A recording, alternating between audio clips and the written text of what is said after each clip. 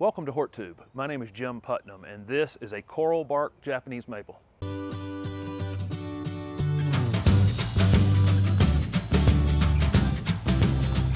This is the beautiful, upright growing, pink barked coral bark Japanese maple. Coral bark Japanese maples are upright Japanese maples, like bloodgood. It's actually going to be a small specimen tree, probably reaching between 15, 20, maybe even 25 feet in height over a very long period of time. And maybe somewhere between 8 and 14, 15 feet in width at the very top of the tree. Like all Japanese maples, coral bark is going to be very cold hardy. This can grow all the way up to zone 5 and then down to zone 8. Like all Japanese maples, coral bark's not going to be in a big hurry to grow. We might get a foot of growth out of these right at the beginning of the season every year, and then they won't do a whole lot of growing once they get some heat stress on them later in the summer. Sun or shade is tricky on pretty much all Japanese maples. If you're in zone 5, these can definitely take more sun. You could probably put it in an area that gets 2/3 of the day direct sun. If you're in zone 6, probably half and half. If you're in zone 7 or 8, these probably need less than a half a day's sun. Probably a lot of morning sun or a lot of late day sun would be ideal. Otherwise, the leaves get kind of crispy over the course of the summer if they end up in too much sun. There's an example right there where I've had this thing in too much sun early on in the season. Right after it's come out, we've had some 90-degree days on it, and it's actually cooking the leaves a little bit. In terms of where you're going to use coral bark maple, like I said, this is definitely a small specimen tree, so you're going to need some space for it. This is not going to be a Japanese maple you're going to put on a foundation. It's going to need some open space to get some size on it.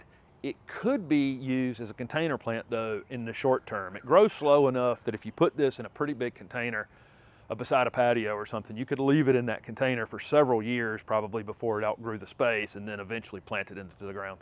The primary feature on this coral bark maple is the fact that in the wintertime, especially, the stems on this plant are a coral pink color and really, really bright. It's quite striking, quite beautiful in the wintertime. It's one of my absolute favorite winter interest plants.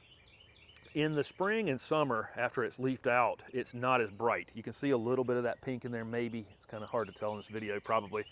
The leaves on coral bark are kind of a light green, lime green color, which is quite nice, and the stems around the new growth are red.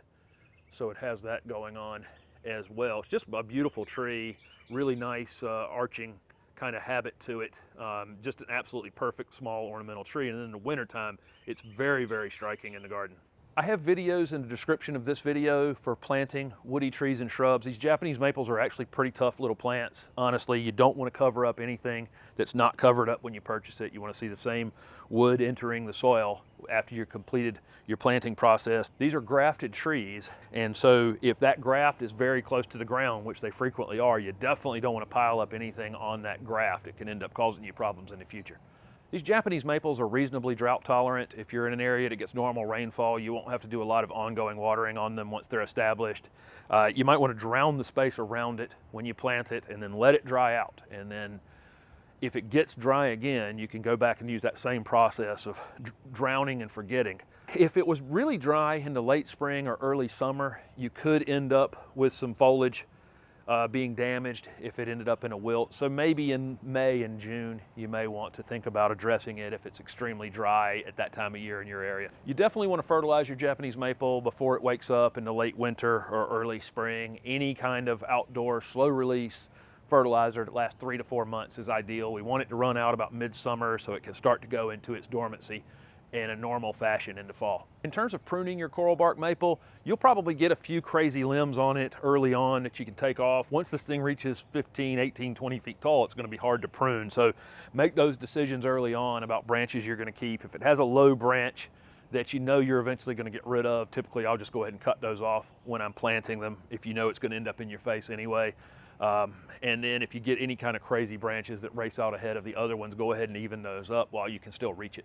Not a lot of pest on Japanese maples, really. They will get some leaf spotting if the foliage stays wet, if it's in an area that's too shady and it stays wet all the time. A few chewing insects, but not too bad, really. Deer do like maples. I don't think it's at the top of their list, but they will do some damage to these. And these cost enough money that you may not want to be feeding deer with these. So what are you waiting for? Even you can grow the low maintenance pink bark coral bark Japanese maple. Thank you for watching my video, and if it was helpful, please hit the like button and subscribe to my channel for future videos. Also comment below with any questions you have about Japanese maples. Thanks again.